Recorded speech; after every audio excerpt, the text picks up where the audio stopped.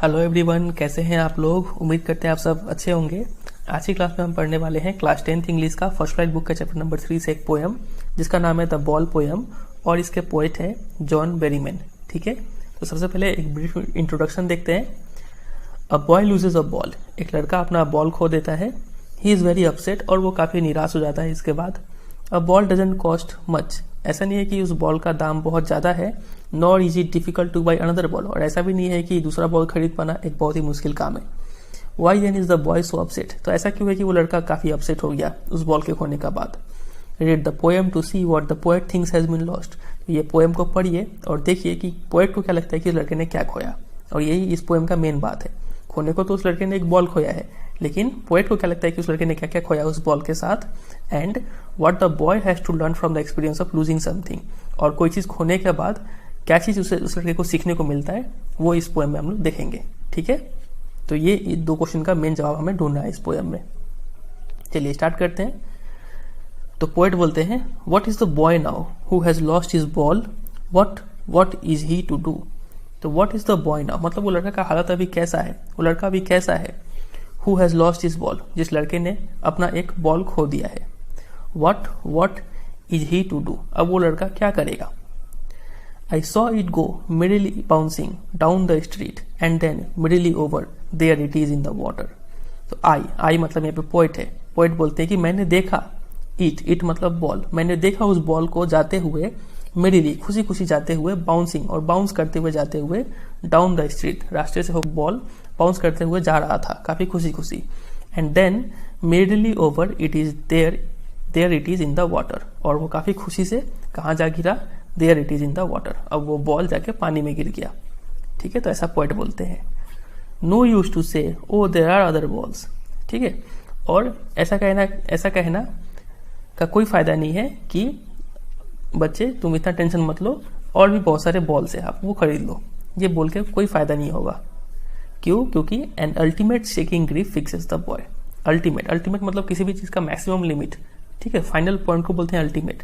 तो उतना बहुत ही गहरा सा शेकिंग मतलब झिझोड़ के रख देने वाला ग्रीफ मतलब होता है सैडनेस, एक बहुत ही झिझोड़ के रख देने वाला उसको जो दुख था वो लगा था, उसको सदमा सा लग गया था।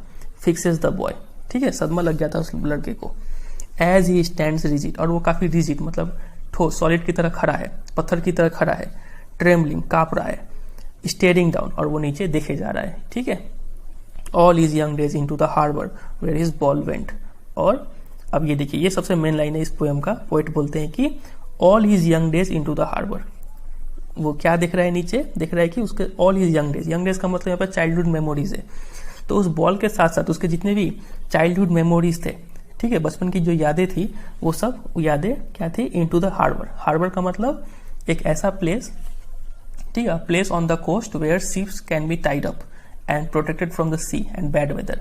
बंदरगाह जिसको बोलते हैं, मतलब तट पर वो जगह जहां पे हम लोग नाव को बांधते हैं ताकि वो नाव क्या करे, बैड वेदर से प्रोटेक्टेड रहे। तो वो उस जगह को बोलते हैं हार्बर। तो वो लड़का दिख रहा है कि वो बॉल जो है उस हार्बर में जाके गिर चुका है। तो लड़का देखता है कि वो बॉल नहीं गिरा, बॉल के साथ साथ उसके जितने भी बचपन की यादें थे जो वो बॉल के साथ बिताया था, ठीक है, उसके साथ खेला था, वो सब यादें उस हार्बर में जाके गिर चुकी थी। ठीक है, तो यहाँ जो एक क्वेश्चन था कि what the poet thinks has been lost, इसका जवाब हमें मिल रहा है किसी बॉल नहीं खोया, बॉल के साथ साथ उसके जितने भी मेमोरीज ऑफ द चाइल्डहुड थी वो सब मेमोरी सब जा चुकी हैं उस बॉल के साथ। ठीक है, आगे देखते हैं। I would not intrude on him. Intrude का मतलब to enter a situation where one is not wanted, मतलब हिंदी में बोला जाता है, इसका मतलब होता है दखल देना। तो बोला कि मैं उसे दखल नहीं दूंगा, ठीक है, उसे डिस्टर्ब नहीं करूंगा। अ डाइम या फिर another ball is worthless. Dime का मतलब होता है 10 सेंट, ठीक है, जैसे इंडिया में पैसा होता है 100 पैसा 1 रुपया कहलाता है, वैसे ही यूएस में क्या सेंट चलता है, ठीक है, वहां पे 100 सेंट का $1 बनता है। तो यहाँ पे 10 सेंट को हम लोग एक डाइम बोलते हैं। ठीक है, तो या फिर तो वही पॉइंट बोलते हैं कि हम लोग अगर इसको 10 सेंट या फिर कोई दूसरा बॉल खरीद के देंगे तो वो वर्थलेस है इस बच्चे के लिए। क्यों? क्योंकि उस बॉल के साथ साथ उसकी जो यंग डेज की जो मेमोरीज थी वो तो नहीं आ जाएंगी। अब पोएट बोलते हैं, now he senses first responsibility. अब हमें दूसरे क्वेश्चन का जवाब मिलेगा कि क्या लर्न करेगा ये लड़का ये बॉल के खोने के बाद। तो देखिए वो क्या क्या चीज सीखेगा। Now he senses first responsibility in the world of possessions. तो ये जो अभी वर्ल्ड है वो क्या है, वर्ल्ड ऑफ पोजेशन है, मतलब मेटेरियलिस्टिक वर्ल्ड।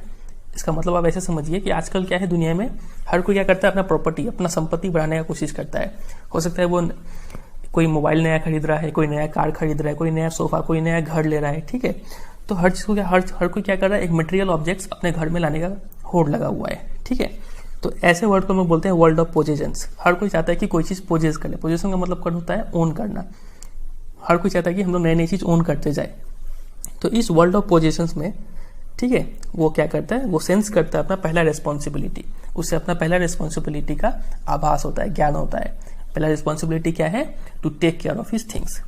समझे कि नहीं समझे? तो ये पहला चीज उसे सीखने को मिला कि अपने सामानों को उसको ध्यान रखना है इस वर्ल्ड ऑफ पोजेशंस में।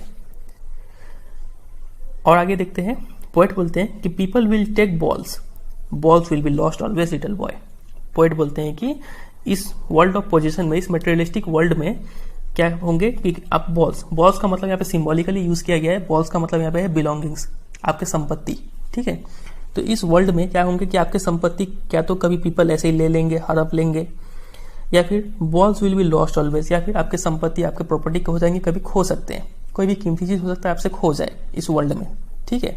तो यही पोएट्स बोलते हैं, मन ही मन सोच रहे हैं कि इस वर्ल्ड में क्या तो पीपल ले लेंगे आपके प्रॉपर्टी को, या फिर आपका प्रॉपर्टी, आपका बिलोंगिंग जो है वो कभी लॉस्ट हो जाएगा। And no one buys a ball back. और इस वर्ल्ड में ऐसा नहीं है कि आपका प्रॉपर्टी खो जाने के बाद कोई दूसरा आदमी आपको प्रॉपर्टी खरीद के देगा। ऐसा नहीं होता इस रियल वर्ल्ड में, ठीक है। इसलिए यहाँ पे पोएट बोल रहे हैं कि यहाँ पे आगे हमने देखा था कि अ डाइम या फिर अनदर बॉल इज वर्थलेस। दूसरा बॉल खरीद के देना बेकार है। क्यों? क्योंकि रियल वर्ल्ड में ऐसा नहीं होता है। अभी हम बॉय को क्या, पोएट क्या करना चाहते हैं, एक लेसन सिखाना चाहते हैं। पोएट चाहते हैं कि बॉय एक लेसन सीखे कि इस रियल वर्ल्ड में कभी भी कोई दूसरे को कोई नया बॉल खरीद के नहीं देता है। बॉल मतलब कोई भी चीज जो खो जाए, कोई भी कीमती चीज खरीद के नहीं देता है, ठीक है। फिर आगे देखिए क्या बोलते हैं poet, money is external. Poet बोलते हैं कि मनी क्या है, एक एक्सटर्नल चीज है। आपका जो प्रॉपर्टी है वो एक्सटर्नल है। एक्सटर्नल का मतलब things with which feelings are not attached. तो मनी के साथ कोई फीलिंग नहीं होता है, तो वही पोएट बोलते हैं कि मनी इज एक्सटर्नल है। He is learning well behind his desperate eyes. तो वो लड़का अभी सीख रहा है well behind his desperate eyes. Desperate मतलब उसके निराश आंखों के पीछे जो दिमाग है, उस दिमाग से वो लड़का क्या सीख रहा है, the epistemology of loss. Epistemology का मतलब होता है नॉलेज। तो वो नॉलेज ले रहा है, लॉस का नॉलेज, ठीक है, कि लॉस होने के बाद हाउ टू स्टैंड अप, कैसे उस लॉस को झेलते हैं, कैसे बर्दाश्त करते हैं, और फिर उसके बाद कैसे खड़े होते हैं, ठीक है। Knowing what every man must one day know. और वो ये चीज सीख रहा है, वो चीज जो हर इंसान को एक दिन सीखना ही पड़ता है। And most man know many days. और वो चीज वो सीख रहा है जो कई सारे इंसान कई दिन में सीखते रहते हैं। वो चीज क्या है, हाउ टू स्टैंड अप, कैसे कोई लॉस होने के बाद कैसे हम लोग स्टैंड करते हैं, उस लॉस को कैसे बर्दाश्त करते हैं, वो चीज उसे सीखना है, ठीक है। तो ये जो पोएट का जो पोएम का जो मेन थीम था कि लड़के ने क्या खोया, अपने जितने भी चाइल्डहुड मेमोरीज थे वो खो दिया, ठीक है। और उसने क्या क्या चीज सीखा, उसने सीखा कि अपना पहला रिस्पॉन्सिबिलिटी उसने अपना सेंस किया कि अपने थिंग्स को टेक केयर करना है, ये पहला चीज था। और वो सीखा कि कोई भी चीज लॉस होने के बाद रियल वर्ल्ड में कोई उसके दूसरा बॉल खरीद के नहीं देता है, ठीक है। और मनी एक्सटर्नल है, उसके साथ फीलिंग्स अटैच नहीं कर सकते हैं। उसने ये भी सीखा, उसने सीखा कि एपिस्टेमोलॉजी ऑफ लॉस होने के बाद आदमी को कैसे स्टैंड अप होना पड़ता है, ठीक है। ये सब चीज उसने सीखा। तो ये था ये पोएम का मेन मैसेज। तो देखिए यहाँ पे कुछ दो तीन चीज इंपॉर्टेंट बात है जो आपको गौर करना होगा। यहाँ पे पोएट ऐसा क्यों बोलते हैं कि यहाँ पे कहीं पोएट ने कहा था कि आई would not intrude on him. तो ऐसा पोएट क्यों बोलते हैं? तो पोएट ऐसा इसलिए बोलते हैं ताकि वो चाहते हैं कि वो लड़का क्या करे, कुछ बात सीखे, ठीक है। क्या क्या सीखे वो हमने अभी देख लिया, ठीक है।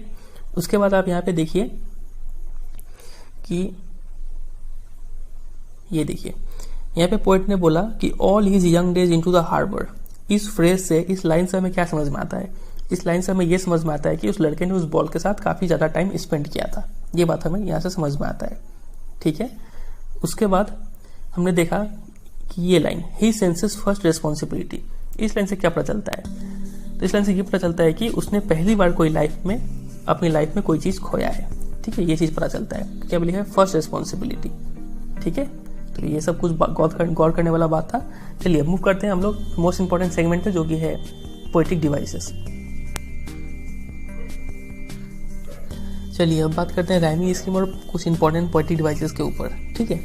तो जहाँ तक राइमिंग स्कीम का सवाल है, इस पोएम में कोई राइमिंग स्कीम नहीं है। मूव करने हैं पोएटिक डिवाइसेस के ऊपर। तो पहला पोएटिक डिवाइस आप देख पा रहे हैं, ये रहा। फर्स्ट लाइन देखिए व्हाट से शुरू हो रहा है और सेकंड लाइन भी देखिए व्हाट से शुरू हो रहा है। जब भी ऐसा हो कि दो या फिर दो से ज़्यादा lines consecutive lines same word से स्टार्ट हो तो हम लोग बोलते हैं यहाँ पे पोएटिक डिवाइस क्या है, एनाफोरा है। ठीक है। सिमिलरली आप देखिए थर्ड और फोर्थ लाइन मिडिली वर्ड से स्टार्ट हो रहे हैं तो यहाँ पे भी पोएटिक डिवाइस हो गया एनाफोरा। दूसरे पे अगर आप मूव करें, ये देखिए वॉट दो बार दो वर्ड रिपीट हो रहा है, यहाँ पे पोएटिक डिवाइस हो गया रिपीटेशन। ठीक है। सिमिलरली आप यहाँ पे देखेंगे कि बॉल्स दो बार रिपीट हो रहा है तो पोएटिक डिवाइस हो गया रिपीटेशन। ठीक है। आगे अगर मूव करें तो ये देखिए, यहाँ पे देखिए ये रहा बाइज अ बॉल बैक, तो बी साउंड रिपीट हो रहा है, वो भी एट द बिगिनिंग, तो यहाँ पे पोएटिक डिवाइस हो गया एलिटरेशन। सिमिलरली यहाँ पे देखिए मैन मस्ट, तो एम साउंड रिपीट हो रहा है at the beginning, consonant sound है एट द बिगिनिंग, तो मतलब यहाँ पे हो गया एलिटरेशन फिर से। ठीक है। अब यहाँ पे देखिए एक अगला पोएटिक डिवाइस है, आखिरी पोएटिक डिवाइस, जो कि है मिडिली बाउंसिंग। यहाँ पे बॉल्स जो है वो मिडिली बाउंस कर रहा है, काफ़ी खुशी से बाउंस कर रहा है। तो यहाँ पे पोएट ने इस बाउंसिंग को डिस्क्राइब करने के लिए मिडिली वर्ड को यूज़ किया है। तो यहाँ पे पोएटिक डिवाइस हम लोग बोलते हैं इमेजरी है। ठीक है। इमेजरी क्या होता है, जब पोएट किसी ऐसा वर्ड को यूज़ करके हम लोग के सेंसेस को अपील करते हैं। ठीक है। हमें क्या घट रहा है उसका अच्छे से फीलिंग देने के लिए एक ऐसा वर्ड को यूज़ करते हैं जिससे हमारे सेंसेस को अपील होता है, तो उस वर्ड को हम लोग बोलते हैं, वहाँ पे जो पोएटिक डिवाइस को यूज़ हो रहा है उसको बोलते हैं इमेजरी। ठीक है। अब सिर्फ यहाँ पे इतना याद रखिएगा, मिडिली बाउंसिंग में जो पोएटिक डिवाइस है वो है इमेजरी। ठीक है।